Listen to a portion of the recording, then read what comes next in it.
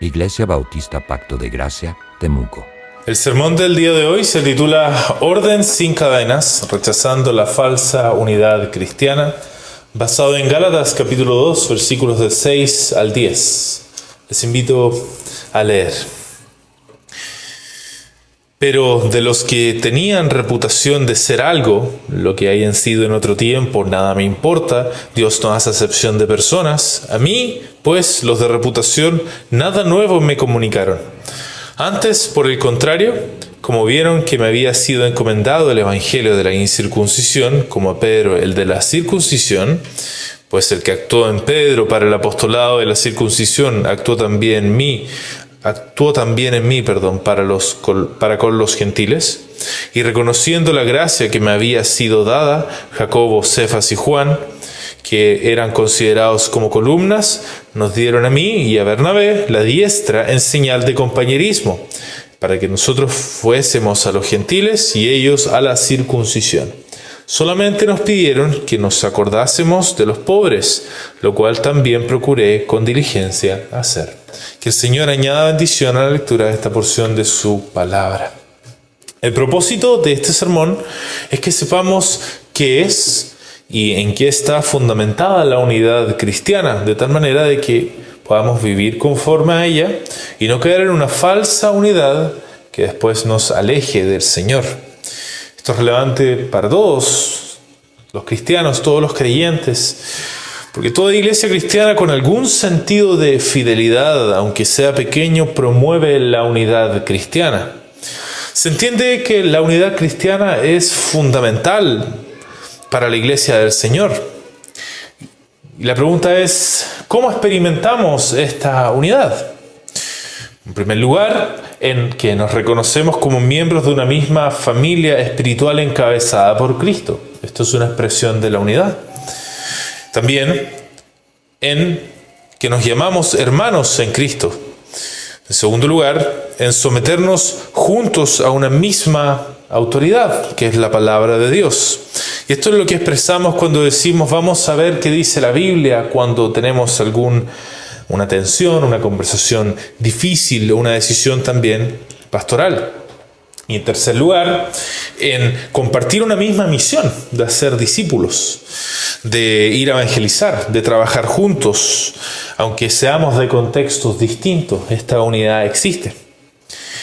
Nos damos cuenta de que la unidad es necesaria para cumplir también con la gran comisión, aquello que nos envió el Señor a hacer. Cuando el Señor nos llama a adorarle, nos llama a hacerlo como una sola familia en Cristo. Cuando nos llama a enseñar todo lo que nos ha mandado, nos llama a estar unidos en la palabra, que es su enseñanza. Y cuando nos llama a predicar el evangelio, nos llama a una unidad en esa misión. Por tanto, es esencial para toda la iglesia tener esta unidad y proteger esta unidad. Sin embargo, en este contexto es donde ocurre un problema. Muchos comienzan a buscar la unidad donde Dios no ha mandado que la busquemos, inclusive en cosas buenas. Unos la buscan en el uniformismo doctrinal o cultural absoluto, donde lo que se hace es exigir que todos de manera inmediata piensen, enseñen o practiquen de manera idéntica en todo. Incluso en asuntos de prudencia que muchas veces dependen del contexto. Esto es lo que se oye cuando alguien dice, aquí tenemos que hablar de manera similar, vestir de manera similar, apreciar productos de la cultura como arte y música de manera similar y enseñar exactamente lo mismo en asuntos de prudencia o no hay comunión real. Ese es un uniformismo, donde se busca una sola forma externa para todo. Otros la buscan en un sentimentalismo superficial, donde lo único que importa es llevarnos bien, evitando todo conflicto o diferencia, incluso cuando está en juego la verdad del evangelio. Es lo que se oye cuando se dice, no importa lo que creemos, mientras que respetemos el uno al otro y estemos juntos, todo va a estar bien. Tenemos lo básico, no es necesario ir más allá. Pero como veremos, estas cosas no son unidad. No es la unidad que espera el Señor. El uniformismo lo único que es control disfrazado de fidelidad, mientras que el sentimentalismo es indiferencia disfrazada de amor. Eso es lo que vamos a ver también. Este pasaje entonces es relevante, el que leíamos para nosotros, porque en un contexto en donde la unidad de Pablo con el cuerpo de Cristo estaba siendo cuestionada, su interacción con los apóstoles nos enseña sobre la unidad cristiana, precisamente. Y vamos a aprender tres cosas. La primera es que la unidad cristiana está fundamentada en el Evangelio de Cristo, no en un evangelio del prestigio. Segundo, el Evangelio de Cristo se expresa en una jerarquía evangélica, que es funcional y pastoral, no es sacramental ni episcopal al estilo romano. Y por último, que una jerarquía evangélica reconoce que Dios guía a su pueblo por medio de un discernimiento comunitario que está ordenado bíblicamente. Esto nos va a llevar entonces al primer versículo 6. Leamos. Pero de los que tenían reputación de ser algo, lo que hayan sido en otro tiempo, nada me importa. Dios no hace excepción de personas. A mí, pues, los de reputación nada nuevo me comunicaron. Lo que quiere hacer Pablo acá es establecer que él tenía el Evangelio completo desde el principio. Y que no era que le faltara una parte, como decían los judaizantes. Que ya tenía unidad, en otras palabras, con los 12 apóstoles. Esto es relevante. Recordemos que los judaizantes promovían que la fe en Cristo no era suficiente para ser plenamente aceptados por Dios. Según ellos, los gentiles debían adoptar las costumbres judías, como la circuncisión y las leyes ceremoniales, para estar en verdadera comunión con el pueblo de Dios. En la práctica, pensaban que Cristo había venido a abrir la puerta para que los gentiles pudieran convertirse en judíos, no para crear un nuevo pueblo.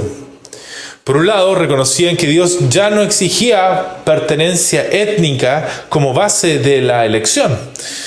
Pero al mismo tiempo insistían en que las tradiciones judías seguían siendo la forma válida de pertenecer al pueblo de Dios. Y así negaban la libertad en Cristo. Al hacer básicamente de la ley una condición para la gracia. Como veíamos, la ley seguía cumpliendo su función en su mirada. Si dejabas de cumplir las exigencias o ceremoniales de la ley, Dios retractaría su perdón. Si participabas en las cosas que la ley considera inmundas, como comidas y cosas similares, entonces el pecado te iba a dominar de nuevo. Si dejabas de abrazar las tradiciones históricas del judaísmo, estarías fuera de la sabiduría de Dios. En este contexto, la respuesta de Pablo sugiere que decían que lo acusaban de predicar un evangelio incompleto. ¿Por qué? Decía que las tradiciones judías habían sido abolidas por Cristo. Que Cristo era suficiente para nunca más ser malditos por Dios, sometidos al pecado y atados por tradiciones humanas. Entonces, para los judaizantes debían comunicarle algo nuevo a Pablo. Pablo necesitaba una nueva comunicación para que entendiera que lo que ellos pensaban era en el Evangelio, que lo que los judaizantes pensaban era el Evangelio. Por eso Pablo dice estas cosas que leíamos. Y lo que hace es decir una aplicación y una declaración en torno a esto. La aplicación es esta: pero de los que tenían reputación de ser algo, lo que hayan sido en otro tiempo, nada me importa, Dios no hace excepción de personas. Pablo aquí hace una interrupción de su pensamiento que expresa un principio. Parafraseado, sería como que dijera esto: lo que hayan sido en otro tiempo, los que tenían reputación de ser algo, los apóstoles en otras palabras y compañía, nada me importa, Dios no hace excepción de personas.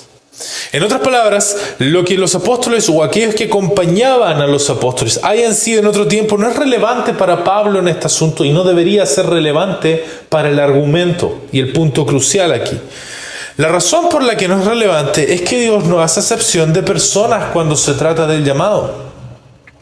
Es significativo que Pablo lo declaró como que no importa en nada a él, porque transformó. ¿Por qué? Porque el trasfondo de Pablo era mejor que el de los apóstoles. Era mucho mejor. Era un fiel fariseo, él, con la mejor educación de la época, familiarizado con el mundo judío y el mundo gentil. Versus el testimonio de los apóstoles, que eran pescadores, que no tenían educación formal. Él ni siquiera busca competir en esos términos, aunque tiene la ventaja. Y esto igual es relevante para nosotros como una mini aplicación. Esta debería ser nuestra actitud siempre. Aunque podemos ganar en términos de argumentación a los ojos del mundo, no todo argumento glorifica a Dios, aunque a los ojos de los hombres podría ser valioso, algo así. Esa es la aplicación entonces. Pero luego hay una declaración. Dice, a mí pues los de reputación nada nuevo me comunicaron. Ahora tenemos que suplir lo que antes quedó interrumpido, porque él interrumpe su pensamiento con un paréntesis para entender cómo fluye esto. Parafraseando, él dice esto: pero esos, de los que hablábamos antes, a mí, pues, los de reputación, nada nuevo me comunicaron. En otras palabras, no solo ellos no tienen mayor o menor valor que yo por su reputación ante Dios, sino que tampoco me entregaron nada nuevo, es lo que está diciendo Pablo. Básicamente les estaba comunicando que su evangelio estaba completo y que nunca le faltó nada y que ya tenía unidad con ellos en base a eso. Pablo afirma que no recibió ninguna corrección ni adición al evangelio que ya predicaba. Y esto demuestra que su evangelio estaba completo desde el principio, tal como lo recibió por revelación de el Señor Jesucristo. No necesitaba que los apóstoles de Jerusalén lo ajustaran ni le enseñaran algo que supuestamente él había omitido. Esto es crucial porque la unidad cristiana no se construye sobre ajustes en base al prestigio humano, como el que podrían haber tenido los apóstoles, los 12, sino sobre la fidelidad común al evangelio verdadero. En otras palabras, la comunión apostólica que Pablo describe aquí no nace de jerarquías, no nace de reputaciones, sino del reconocimiento mutuo de un mismo evangelio completo y suficiente. De ahí viene. Este es el criterio que menciona Pablo que usaron los apóstoles para reconocerlo. Por tanto, esta escena no solo defiende la autoridad de Pablo, sino que nos muestra el verdadero fundamento de la unidad cristiana, que es el evangelio de Cristo, la verdad. Esto nos lleva al primer punto. La unidad cristiana está fundamentada en el evangelio de Cristo, no en un evangelio del prestigio, entre comillas. ¿Qué es la unidad cristiana? Es bueno que partamos definiéndola. La unidad cristiana es una forma de relación compartida y es entre personas, por supuesto, establecida por una realidad espiritual en común, como una fe, gracia o propósito dado por Dios, que las une interior y relacionalmente. ¿Ya? Une nuestros pensamientos, nuestros afectos, pero también nuestras relaciones.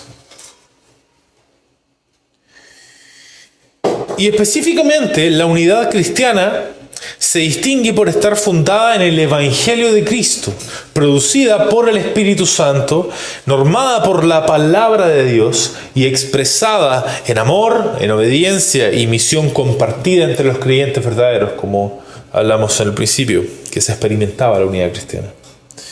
El punto principal que hacemos aquí es en torno al fundamento, lo que hace que esta unidad exista.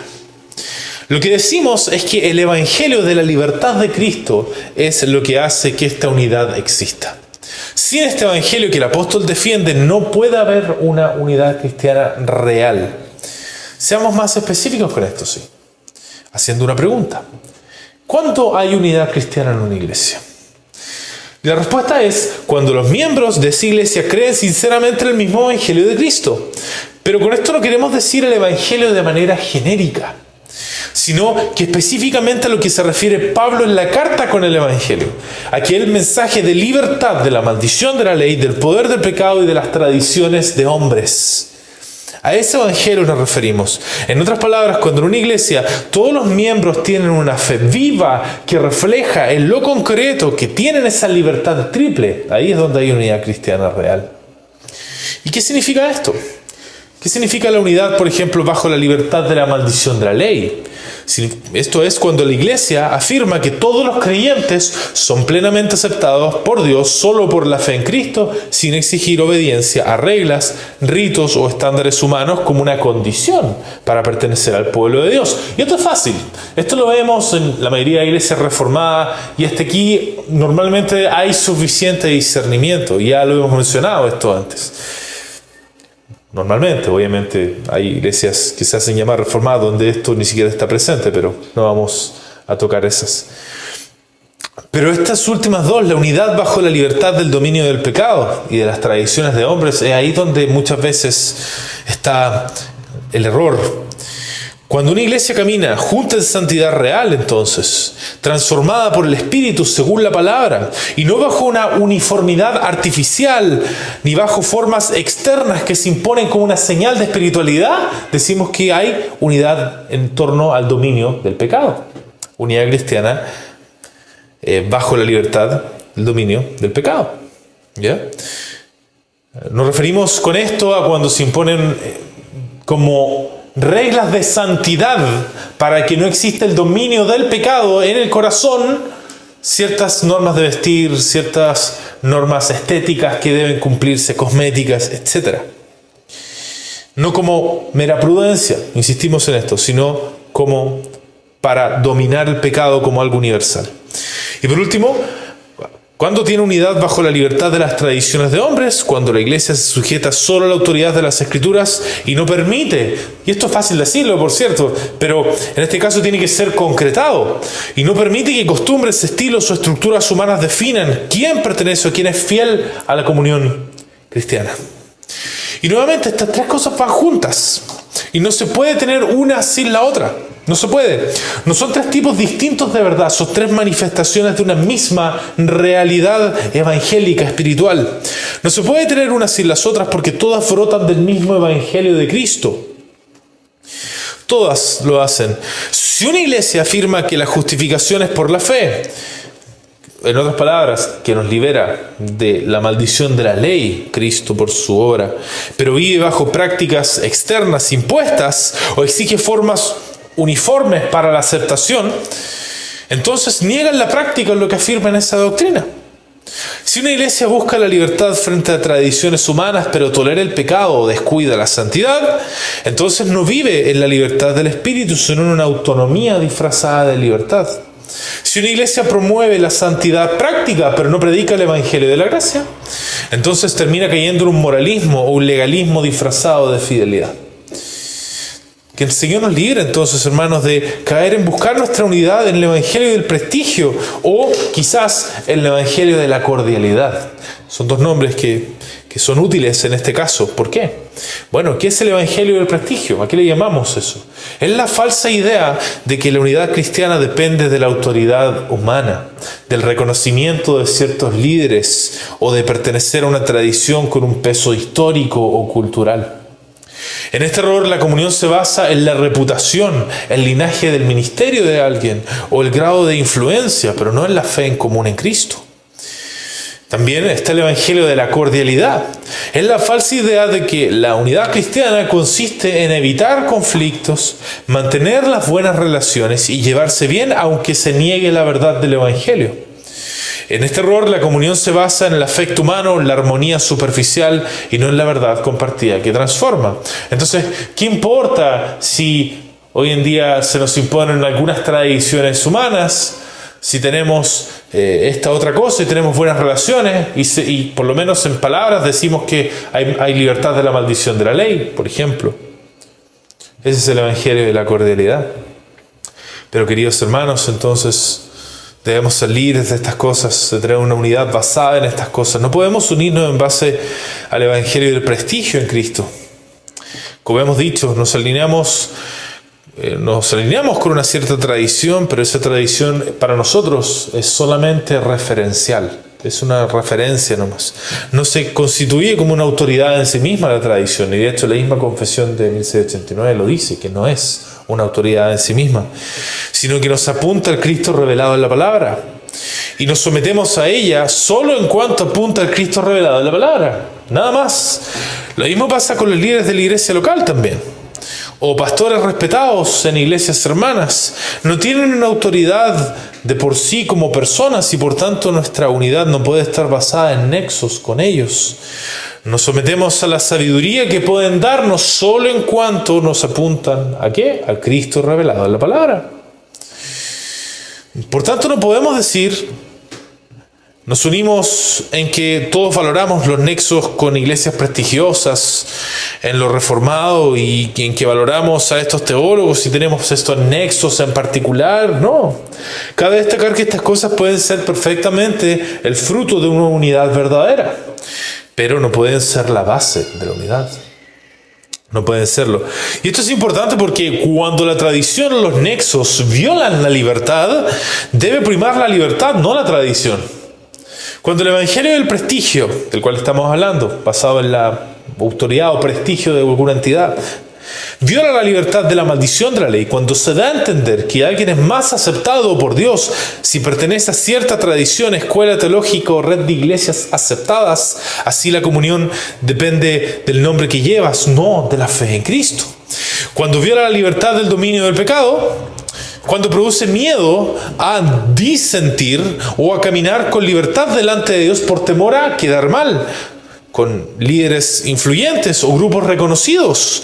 Muchos terminan obedeciendo a los hombres antes que el Espíritu, aparentando santidad a través de formas externas solo para encajar. Te dicen, te estás yendo en contra de toda la tradición, pero no te dan argumentos bíblicos, solamente se queda ahí. Y cuando el evangelio del prestigio dice o viola la libertad frente a las tradiciones de hombres, cuando se presentan como obligatorias ciertas prácticas, formas de vestir o estructuras simplemente porque vienen de una tradición prestigiosa, sin preguntarnos si son realmente bíblicas, ahí entonces también se está violando la libertad. Y cuando se da esto ya no hay unidad cristiana, queridos hermanos. Hay una unidad carnal basada en un evangelio del prestigio que compite con el evangelio de Cristo. No es así como debemos buscar unidad. Tampoco podemos unirnos, eso sí, en el otro extremo, con el evangelio de la cordialidad en Cristo. Ahora, queridos hermanos, tenemos que abordar algo que es clave en nuestro entendimiento de la iglesia y en donde encontramos una aparente tensión, pero que no es real. Por una parte, los cristianos buscan amarse prácticamente los unos a los otros, y esto genera afectos naturales de amistad, afectos de cariño.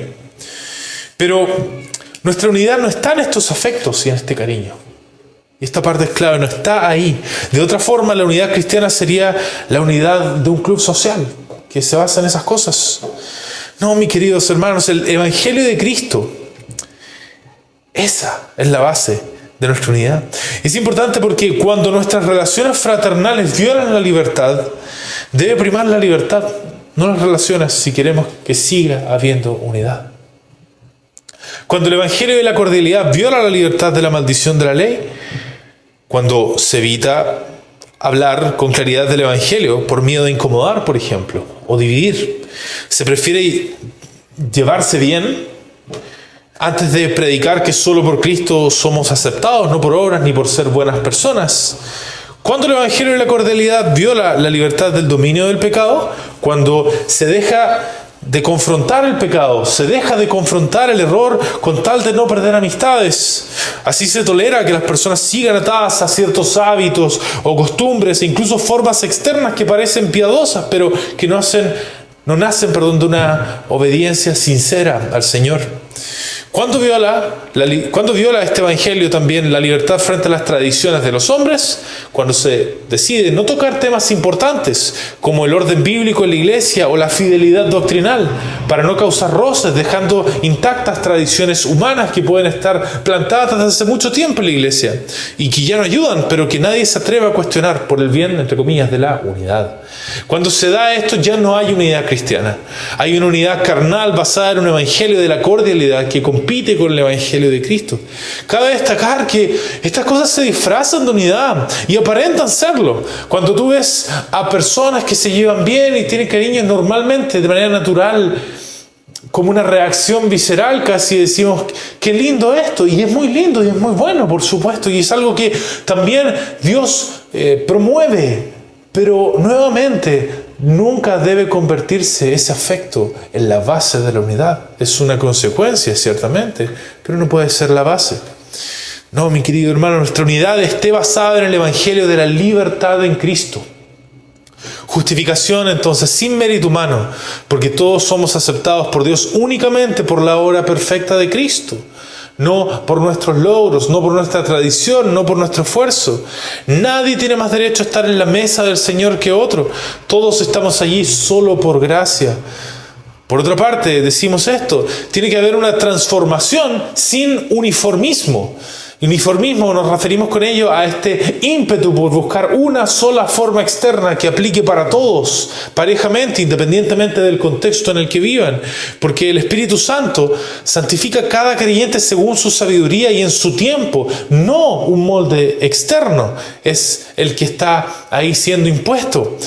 No se nos llama a parecer iguales por fuera como si fuese un fin último, sino a ser conformados internamente a Cristo, que por cierto, en su debido contexto y en ciertas culturas, claro que va a tomar una forma externa, pero no por eso agarramos esa forma externa y la convertimos en parte de lo que es la base de la unidad cristiana. Y por último, la comunión sin legalismo cultural. Porque nuestra unidad no depende de costumbres humanas ni formas heredadas, sino de una fe común en Cristo y una obediencia humilde a su palabra. Podemos tener distintos acentos, hábitos o estructuras, pero una misma fe, un mismo Señor, un mismo Espíritu. Y el Señor, nuevamente, los principios de la palabra pueden reflejarse de manera multiforme. Y lo hacen. Esta triple libertad solo puede mantenerse cuando el Evangelio de Cristo es el centro doctrinal, espiritual y práctico de la Iglesia. Y esto nos va a llevar entonces al segundo versículo que vamos a leer, versículo 7. Y en adelante. Antes, por el contrario, como vieron que me había sido encomendado el evangelio de la incircuncisión, como a Pedro el de la circuncisión, pues el que actuó en Pedro para el apostolado de la circuncisión, actuó también en mí para con los gentiles, y reconociendo la gracia que me había sido dada, Jacobo, Cefas y Juan, que eran considerados como columnas, nos dieron a mí y a Bernabé la diestra en señal de compañerismo, para que nosotros fuésemos a los gentiles y ellos a la circuncisión. El propósito de esta parte es, habiendo establecido que el cargo de apóstol de por sí y que el prestigio no era un criterio para descartar su evangelio y apostolado y la unidad que tenían, ahora quiere establecer que de igual manera su ministerio fue reconocido y aprobado por los apóstoles. O sea, incluso en términos de lo que los judaizantes estaban buscando, cuando tú descartas que eso no es lo importante, Pablo sale triunfante en su argumento. Y recordemos que otra acusación de los judaizantes en contra de Pablo era que él no era verdadero apóstol, como los 12. Ellos básicamente plantean que Pablo estaba haciéndose pasar por apóstol, pero que los 12 apóstoles no predicaban su mismo evangelio. Por eso dice estas cosas ahora. Y lo que hace es plantear un contraste, una explicación teológica y una declaración de la consecuencia. El contraste es este. Dice, antes por el contrario, como vieron que me había sido encomendado el evangelio de la incircuncisión, como a Pedro el de la circuncisión. Ese es el contraste. Antes por el contrario, dice, algo mucho más simple de lo que ustedes piensan. Y por el contrario de lo que ustedes piensan, como vieron que me había sido encomendado el evangelio de la circuncisión, como a Pedro el de la circuncisión, dice, en otras palabras, la manera en la que se explica lo que hicieron los apóstoles con Pablo, y que les va a contar a continuación, es que vieron que el ministerio de Pablo hacia los gentiles, en otras palabras, a los no judíos, a los que no estaban circuncisos por ceremonia, era comparable al que tenía Pedro hacia los judíos, que sí estaban circuncisos. Y algunos comentarios aquí que es importante decir. No es que Pedro tuviera un apostolado especial cuando los comparamos a los otros 12 apóstoles. Porque aquí dice que Pablo por un lado era a los gentiles y Pedro a los judíos. ¿Y qué pasa con los otros 12? ¿Acaso ellos no estaban dedicados a los judíos? Alguien podría decir. Por supuesto que sí, estaban dedicados también a los judíos. Pero el tema está en que Pedro tenía, por la providencia de Dios, una función más visible que el resto de los apóstoles. Y en este sentido era paralelo a lo que hacía Pablo. Ese es el contraste entonces. Luego viene una explicación teológica. Pues el que actuó en Pedro para el apostolado de la circuncisión, actuó en mí para los gentiles. El mismo Dios actuó en ambos. Y esto implica que tenían la misma autoridad para hacerlo a sus respectivos pueblos. Y lo dice para decir que cuando dice, como vieron que me había sido encomendado el evangelio de la incircuncisión, se refiere no a la opinión personal que se armaron. No como que Pedro hubiera dicho cuando vieron, en el sentido subjetivo de cuando ellos decidieron, sino que él está diciendo, no, fue cuando Dios decidió, fue porque Dios decidió. Ellos vieron por lo que Dios hizo. Esa era la idea. Entonces reconocieron una realidad establecida por Dios, que Pablo tenía un ministerio apostólico especialmente a los gentiles, que también recuerda a sus lectores, por cierto. Y esto nos lleva al versículo 9 entonces. Y reconociendo la gracia que me había sido dada, que esto es la consecuencia, por cierto. Jacobo, Cefas y Juan, que eran considerados como columnas, nos dieron a mí y a Bernabé la diestra en señal de compañerismo para que nosotros fuésemos a los gentiles y ellos a la circuncisión. Y entonces, como señal de la gracia que acompañaba su ministerio apostólico, la misma gracia que ellos reconocieron, le dieron la mano derecha en señal de compañerismo, acordando cada uno entonces dedicarse especialmente al pueblo designado por Dios para ellos. Es significativo que Pablo, fíjense, pasa de llamarlo Pedro a llamarlo Cefas, que es el equivalente en arameo del mismo nombre. ¿Pero por qué? Bueno, Pablo, inspirado por el Espíritu, siempre escribe con intención, de manera deliberada. Esto no es un mero accidente, no es casual que haya hecho este cambio. El arameo era la lengua común en Judea, donde estaba la iglesia apostólica de los 12.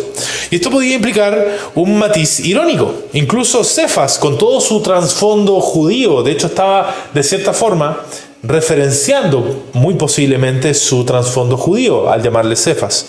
Reconoció el ministerio de Pablo. Ese Cefas que ustedes admiran, que es el súper judío para ustedes, reconoció el ministerio de Pablo. Y esta ironía no es burla, sino una herramienta para confrontar la mentalidad judaizante que exaltaba el prestigio cultural y religioso. El punto de Pablo es que incluso Pedro, visto como Cefas entre los judíos, le dio la diestra en señal de igualdad. También es llamativo que Jacobo sea mencionado antes que Pedro, antes que Cefas. El pariente del Señor, el líder de la iglesia de Jerusalén, no era parte de los 12, pero su aprobación pesa mucho, especialmente porque los judaizantes invocaban su nombre para promover sus ideas. Finalmente, Pablo no dice que aquellos eran las columnas, ¿ya? Que esto igual es significativo como parte de este pasaje, sino que eran considerados como columnas. No porque el evangelio dependiera de ellos como personas, sino porque Dios los había usado como instrumentos. Entonces la iglesia no se fundamenta en hombres, es lo que está planteando Pablo, sino en el evangelio revelado y preservado por la gracia de Dios. Ese era el punto. Hasta aquí entonces hemos visto que Pablo tenía un evangelio completo desde el principio. Ese evangelio fue plenamente reconocido por los apóstoles considerados como columnas. Y este reconocimiento no fue una concesión política o de diplomacia eclesial entre iglesias. Fue un acto de comunión y discernimiento espiritual, fundado en la obra de Dios en ambos ministerios. De hecho, Pablo y Pedro fueron reconocidos como iguales en autoridad apostólica, cada uno con una comisión distinta, uno a los gentiles, la otra a los judíos. Y esto revela una verdad central para la iglesia. La autoridad en el cuerpo de Cristo no proviene de una jerarquía sagrada, de linaje personal o una sucesión apostólica, como diría la iglesia de Roma, sino que proviene del llamado de Dios y la fidelidad al evangelio. Así se nos muestra que la estructura de autoridad apostólica en la iglesia primitiva fue funcional, fue pastoral y fue evangélica. No fue sacramental ni episcopal al estilo romano, como decíamos, donde el poder se hereda o se centraliza con una jerarquía en un sentido que vamos a explicar de hecho más adelante. Y todo esto nos lleva al segundo punto. El evangelio de Cristo se expresa en una jerarquía evangélica, pero que es funcional y pastoral, no sacramental ni episcopal al estilo romano. ¿Qué es una jerarquía evangélica? Definámosla. Una jerarquía es una ordenación en grados superiores e inferiores. Cuando decimos que es evangélica, queremos decir que los grados son superiores en términos de ¿qué? En términos de servicio, de responsabilidad espiritual y de fidelidad al evangelio. no de dignidad personal, poder autónomo o autoridad sacramental. Vamos a hablar un poco de esto. ¿Qué significa? Hablemos de las jerarquías del mundo primero. Típicamente en las jerarquías del mundo vemos tres cosas, y con esto incluimos las al estilo romano, como decíamos. Hay grados de dignidad personal en primer lugar, es decir, se considera que quienes están más arriba en la jerarquía valen más como personas. Se les trata con mayor honra por su estatus, no por su carácter, no por su servicio. La frase típica es, en el contexto cristiano, es: Él es el ungido de Dios, no se le puede cuestionar. ¿Quién eres tú para opinar? Eres el pastor. Ese tipo de cosas se dice. Cuando hablamos de las jerarquías mundanas, vemos un poder autónomo también. Quien tiene un cargo más alto puede tomar decisiones sin rendir cuentas, como si su autoridad fuera absoluta y su criterio incuestionable. La frase típica es: Dios me habló directamente y yo no necesito aprobación de nadie. O aquí las cosas se hacen como yo digo. Dios me puso acá como pastor. Yo soy el pastor de esta iglesia. Yo soy el que decide cómo se hacen las cosas. O los pastores, también puede haber un colectivo acá involucrado. Y por último, se ve una autoridad sacramental. Se asume que algunos tienen un poder especial, casi místico de hecho, para administrar la gracia como si fueran intermediarios necesarios entre Dios y el pueblo. Ahora ya nos estamos metiendo directamente cuando se aplica a iglesias, la jerarquía. Y la frase típica es: solo el ministerio ordenado puede impartir la bendición de las ordenanzas. Por ejemplo, o si no estás bajo la cobertura del ministro, no puedes tener comunión con Dios. Todas esas cosas se ven en la iglesia de Roma, pero también tienen su equivalente en iglesias que no son de Roma, iglesias protestantes, lamentablemente. Pero cuando hay verdadera unidad cristiana y se da una jerarquía evangélica, lo que parece es exactamente lo contrario. Se da una superioridad en servicio, en primer lugar. Los que están en posiciones de liderazgo no exigen honra, sino que se entregan para el bien del cuerpo. No buscan ser servidos, sino servir. Entonces la frase es: no soy más que un siervo, sigamos al Señor. Mi trabajo es ayudarte a crecer en Cristo, no hacerte depender de mí, por mi cargo. Hay una superioridad en responsabilidad espiritual. Liderar significa velar por el alma de los demás con temor de Dios, sabiendo que se va a rendir cuentas a Cristo por cada oveja. La frase típica es entonces ahí: oren por mí, porque rendiré cuentas a Dios por ustedes. Hay una humildad, se dan cuenta, hay una necesidad de gracia. No se trata de mi autoridad, sino de cuidar lo que el Señor ama. ¿Se dan cuenta la diferencia? Fidelidad al Evangelio. Superioridad en fidelidad del Evangelio. La autoridad real no viene del cargo ni del reconocimiento humano, sino de la conformidad con la palabra de Dios. Solo es digno de ser escuchado el que permanece fiel a Cristo. ¿Ya? Examinemos juntos lo que dice la Escritura, lo que dice el verdadero líder. Si me desvío del Evangelio, no me sigan. A ese grado llega esa fidelidad. Que el Señor nos libre entonces, hermanos, de caer en una jerarquía mundana, ya sea en base al Evangelio y o al Evangelio de la cordialidad, como decíamos. En el Evangelio del prestigio se manifiesta una jerarquía de reputación que imita esta lógica del mundo, donde el valor de una persona se mide por su influencia, su trayectoria o afiliación o reconocimiento público. Es un tipo de jerarquía meritocrática o institucionalizada, basada en los méritos, basada en renombre, en tradición, en títulos o redes ministeriales o el linaje eclesial de dónde viene él. Y como resultado, unos pocos validan a los demás. Los que no están dentro del círculo correcto terminan siendo marginados y desacreditados, aunque sean fieles al Evangelio. Como decíamos, ahí es donde se dice: ¿y tú quién eres para opinar? Este pastor tiene 40 años de ministerio, este pastor fue a tal seminario, este pastor tiene nexos acá y allá con tal y cual iglesia. ¿Quién eres tú? Eso es lo que ocurre en el Evangelio del prestigio. Y en el de la cordialidad se manifiesta una jerarquía de afectos, donde lo importante no es la verdad, sino llevarse bien y evitar el conflicto. Entonces es un tipo de jerarquía emocional o relacional que se da, basada en la simpatía, en relaciones personales, carisma o afinidades emocionales, lo que nos gusta a ambos, lo que nos lleva a la emoción. Y el resultado de esto es quien incomoda, quien corrige o confronta por fidelidad al Evangelio es considerado divisivo, mientras los que se adaptan al grupo son valorados más allá de su fidelidad bíblica, por cierto. Y la frase ahí típica es: no importa tanto la doctrina, lo que vale es que nos amemos y estemos unidos. Queridos hermanos, todos queremos que haya orden en la iglesia. Todos. El orden es algo bueno, reconocemos que no puede haber una iglesia que sea un caos. Y también necesitamos y sabemos que fuera un sentido de dirección. Por otra parte, todos queremos también que hayan relaciones fraternales de afecto, relaciones de amor y relaciones de cariño entre nosotros. Tampoco estamos negando eso. Una iglesia incluye estas dos cosas. Pero como dice el título, sin cadenas son estas cosas. No pueden convertirse en cadenas. Lo que no podemos hacer es tomar estas cosas, por tanto, y convertirlas en el centro de la unidad. El momento en el cual nos concentramos en esto, las perdemos ambas. Lo que va a pasar, si tomamos una, se va a ir la otra. Solo si nuestra unidad está en la verdad del Evangelio, es que podemos preservar esto. Y el Evangelio de la libertad, nuevamente nos referimos. La libertad triple. ¿Qué pasa si ponemos el orden institucional arriba, como el centro de la unidad?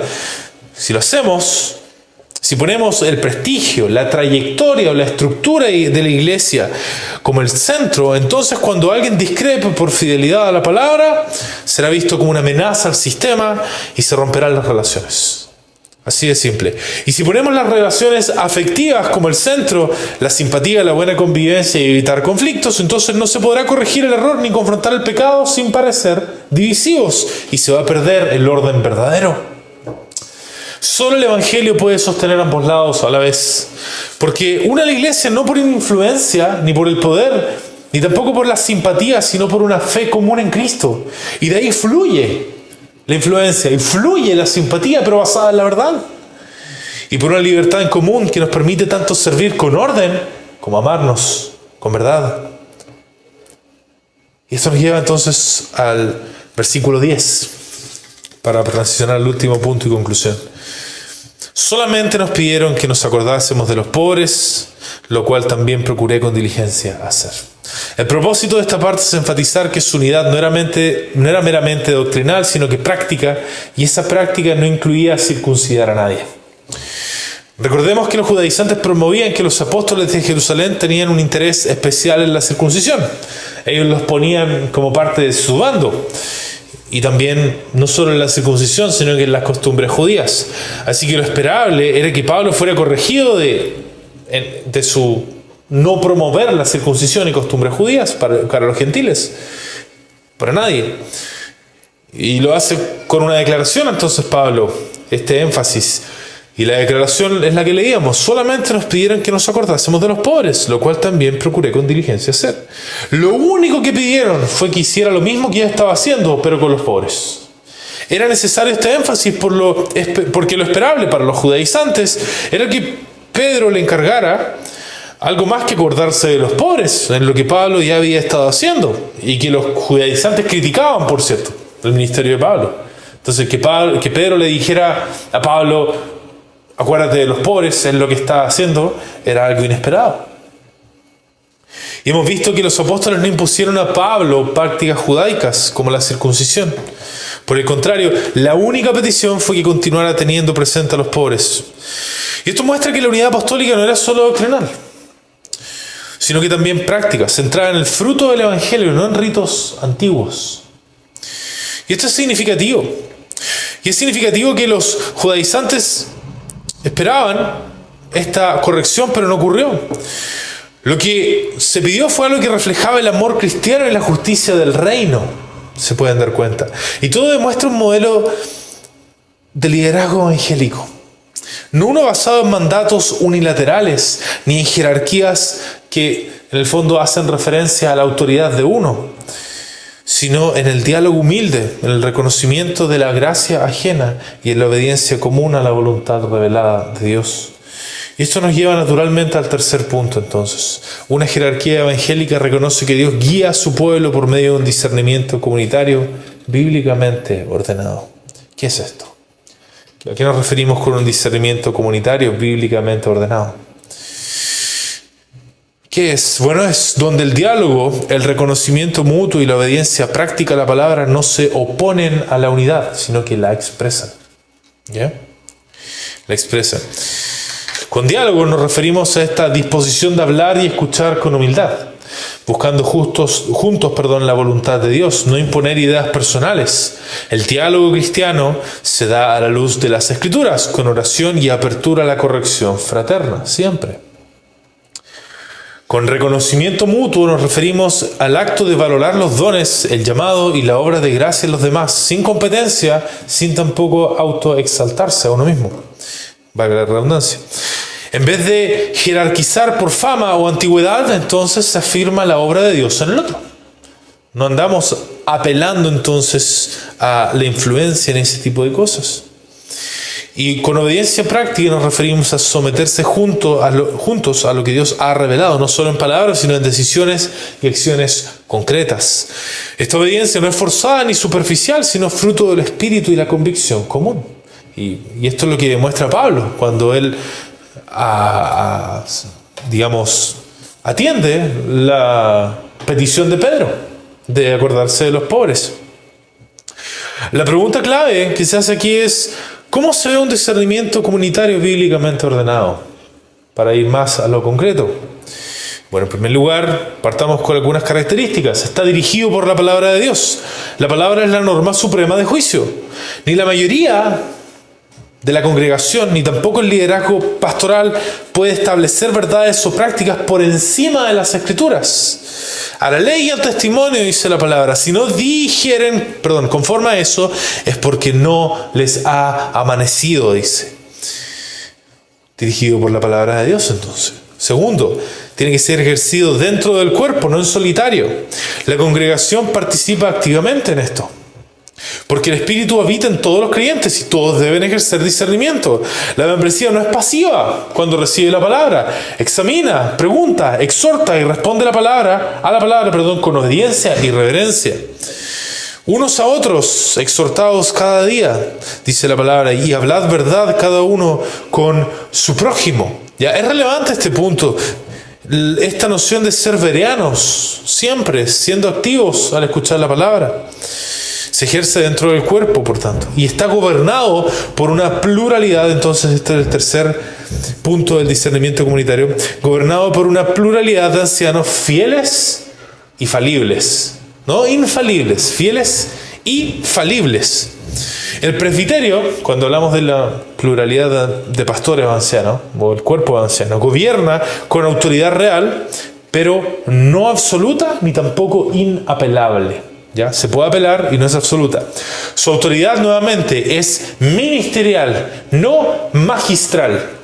Están al servicio de la palabra, no por encima de ellas. ¿Ya? Ministerial significa propio del servidor, de aquel que sirve. Mientras que magistral o magisterial significa propio del que enseña con autoridad. Y nuevamente los líderes, los presbíteros, los ancianos, tienen una autoridad ministerial, no magistral. Por eso deben rendir cuentas ante la iglesia local como parte del cuerpo, a otros presbiterios cuando aplica y cuando hay compromisos entre iglesias voluntarios. Sabemos que nosotros como bautistas reformados no tenemos esta noción de que iglesias estén sobre iglesias, pero cuando hay compromisos voluntarios entre iglesias, sí aplica ahí una rendición de cuentas.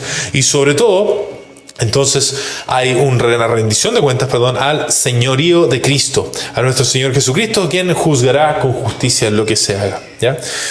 Su liderazgo entonces es respetado, pero su juicio puede ser evaluado, corregido y perfeccionado a la luz de las Escrituras. Y ningún líder tendría que estar en contra de esto. ¿Ya? De ninguna manera debería estar en contra de esto. ¿Ya?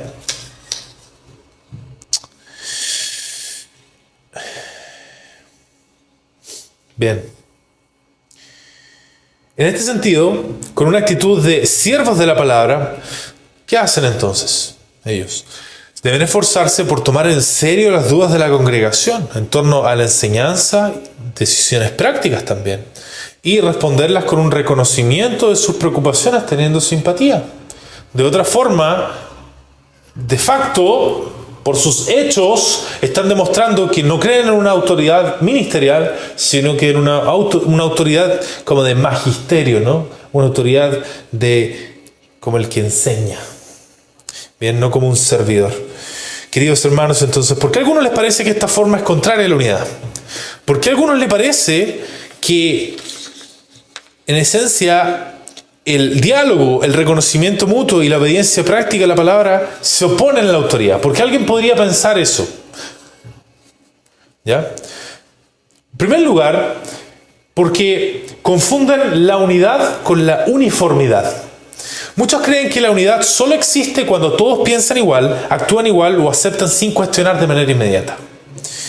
Entonces, cuando se habla de diálogo o discernimiento, les suena a debate, disputa o desacuerdo. Les parece que abrir espacio al diálogo es abrir puerta a la división. Pero bíblicamente la unidad no es uniformidad, sino que comunión en la verdad de Cristo, que tenemos que hablar en amor. Siempre. Esa es una razón, confunden unidad con uniformidad. Lo segundo es que le tienen temor al conflicto o a la diferencia. Algunos asumen que el desacuerdo es un mal en sí mismo y que para mantener la unidad hay que evitar el desacuerdo a toda costa. Por eso, el reconocimiento mutuo, que implica también límites y correcciones, les parece peligroso porque puede generar fricción. En esta lógica, la unidad se protege no hablando de lo difícil o no confrontando el error, lo que es un error. Hay que confrontar, hay que hablar las cosas difíciles. Pero el Evangelio nos llama, por cierto, a seguir la verdad en amor. No evitar la verdad para mantener la paz. No. En ningún momento la palabra opone la verdad al amor. En ningún punto. Y en tercer lugar, la tercera razón es que piensan que obedecer implica subordinar sin razonar. Para otros, obediencia, entonces, práctica, suena a legalismo o a sumisión ciega. Entonces, no logran ver cómo se puede obedecer con libertad y gozo dentro de una comunidad que dialoga y se reconoce mutuamente. Sin embargo, la verdadera obediencia cristiana es voluntaria, es informada y fruto del Espíritu. Voluntaria, informada y fruto del Espíritu. ¿Ya? Por tanto, que el Señor nos libre de caer en autoritarismo, en un igualitarismo también. Podemos caer en un autoritarismo jerárquico, ¿ya? Que podríamos llamarle verticalismo, porque es autoridad vertical. ¿Qué es lo que hace? Impone decisiones desde una figura o un grupo de poder, sin diálogo, sin rendir cuentas ante la comunidad ni ante la palabra. ¿Y qué es lo que niega? Niega a la comunidad de los santos esto, y el ejercicio del sacerdocio de todos los creyentes. No hay un verdadero discernimiento aquí, solo órdenes. Y el resultado es que se reemplaza la guía de Dios por la voluntad de los líderes. La Biblia se usa para reforzar decisiones que ya se tomaron antes, no para ser escuchadas juntos. Y la frase típica es: Dios ya me mostró lo que hay que hacer y ustedes tienen que obedecer nomás. Yo soy el pastor, Dios me puso aquí para tomar estas decisiones, ya lo dijimos, lo repetimos. Yo ya oré, ya consulté con nuestros líderes, lo que quiera que tengas que decirme no puede ir en contra de eso. Repetidas veces vemos en el Antiguo Testamento cómo la voluntad de Dios es rechazada en base a que va en contra de lo previamente recibido o decidido por las autoridades. Entonces dicen paz, pero no hay paz. Ese es un lado. Y el otro lado es el igualitarismo horizontal, donde no hay verticalidad, donde no hay grados superiores. Es un asambleísmo basado en las emociones. ¿Qué es lo que hace? Rechaza toda forma de liderazgo o estructura ordenada y convierte a la iglesia en una democracia sentimental o de mayorías. ¿Y qué es lo que niega? Niega que Dios llama a líderes para pastorear, enseñar y velar por la iglesia con una real responsabilidad. ¿Cuál es el resultado? Se diluye la autoridad bíblica, se diluye el llamado pastoral también. El grupo se guía por emociones de conveniencia, no por la palabra.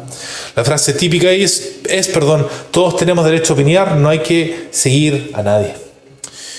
Queridos hermanos, esto es lo último que decimos. Apuntemos a esta clase de organización en la iglesia. No las que dijimos antes, sino las que voy a decir ahora. No le tengamos miedo a la verdad ni a las dudas, aunque sean difíciles.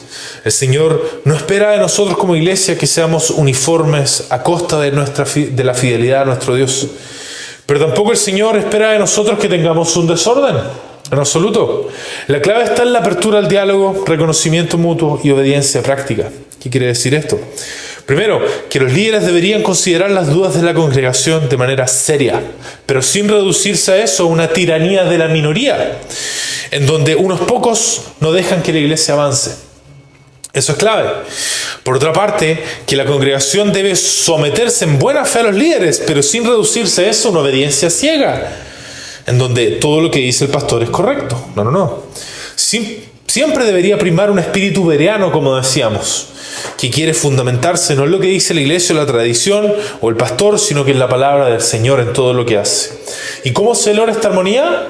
Se logra cuando entendemos que la unidad cristiana no requiere acuerdo inmediato en todos los aspectos de la vida y la enseñanza, sino una voluntad compartida de avanzar juntos en fidelidad al Evangelio, reconociendo que hay convicciones que requieren más tiempo, oración y acompañamiento para madurar. Se logra cuando las diferencias reales se asumen con honestidad y responsabilidad, sin negarlas, pero tampoco sin absolutizarlas. Y se mantienen espacios abiertos para discernir esto a la luz de la palabra, confiando en que Dios guía progresivamente a su pueblo cuando hay disposición de escucharle, ¿ya? Y esto no quiere decir que la iglesia va a dejar de aplicar los principios en el intertanto, cuando no hay un acuerdo, pero se habla de discutirlos con seriedad, con sinceridad. Se logra cuando todos nos sometemos al Señor con una conciencia limpia también, sin imponer uniformidad en asuntos que requieren sabiduría pastoral, pero sin permitir que esas diferencias nos dividan en lo que es esencial para vivir como iglesia del Dios vivo. Concluimos entonces. Nuestra unidad no nace del prestigio entonces, ni de la mera cordialidad entre nosotros, sino del Evangelio de Cristo. En Él tenemos justificación sin mérito humano, como decíamos, transformación sin caer en un uniformismo donde queremos que todos se vean iguales y se escuchen iguales, se sientan iguales, y comunión sin legalismo cultural, sin someternos a cosas impuestas por la cultura. Cualquier otra base termina esclavizando al pueblo de Dios bajo cadenas que Cristo ya rompió. Segundo, nuestro liderazgo no se construye sobre poder ni reputación, sino sobre servicio evangélico. Una jerarquía evangélica no se impone desde arriba, ni se diluye en algo que no tiene grados, sino que guía con responsabilidad espiritual, sirve con humildad y solo tiene autoridad en tanto permanece fiel al Evangelio. Y por último, nuestro caminar juntos requiere un discernimiento comunitario bíblicamente ordenado. Esto significa diálogo real, reconocimiento mutuo y obediencia práctica a la palabra. No buscamos avanzar todos idénticos, sino todos rendidos a Cristo, aún en medio de diferencias que seguimos sometiendo a su voluntad, por cierto, con paciencia, verdad y amor, y con la esperanza de que Dios soberanamente nos va a guiar a unidad. Que el Señor confirme esta enseñanza entonces.